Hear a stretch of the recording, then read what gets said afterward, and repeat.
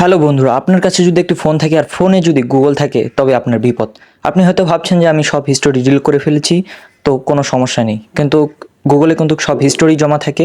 তো এই history delete করার জন্য সবার প্রথমে চলে যাবেন প্লে স্টোরে চলে আসার পর আপনার একটি কনবারে দেখতে পারবেন আপনার প্রোফাইল আইকন, অর্থাৎ যেই জিমেলটি ব্যবহার করছেন বা সার্চ করেছেন সেই জিমেলটি পাবেন। তো এখানে চাপ দেওয়ার পর গুগল অ্যাকাউন্টে চাপ দেবেন। গুগল অ্যাকাউন্টে চাপ দেওয়ার পর নিচে স্ক্রল ডাউন করবেন, নিচে স্ক্রল ডাউন করে আসার পর ডাটা অ্যান্ড প্রাইভেসিতে চাপ দেবেন। ডাটা অ্যান্ড প্রাইভেসিতে চাপ দেওয়ার পর নিচে একটু স্ক্রল ডাউন করবেন, নিচে স্ক্রল ডাউন করে অ্যাপস অ্যাক্টিভিটি চাপ দেওয়ার পর নিচে একটু স্ক্রল ডাউন করবেন, নিচে স্ক্রল ডাউন করে আসার পর তো এখানে তিনটা খালি ঘর রয়েছে, এই তিনটা খালি ঘর আপনাকে পূরণ করতে হবে টিকমার্ক দিয়ে। কিছু একটি চাপে আপনার অনুমতি, তো এগুলো দিয়ে দিবেন। এগুলো তো আমি দিয়ে দিচ্ছি।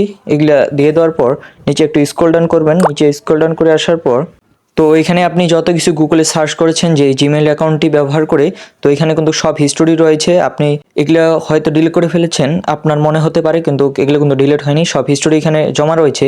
তো এগুলো ডিলিট করার জন্য এখানে সব কিছু একসাথে ডিলিট করার জন্য ডিলিট অপশনে চাপ দিবেন। ডিলিট অপশনে চাপ দেওয়ার পর অলওয়েজে চাপ দেওয়ার পর নিচে এগুলো সব টিকমার্ক করে দিবেন।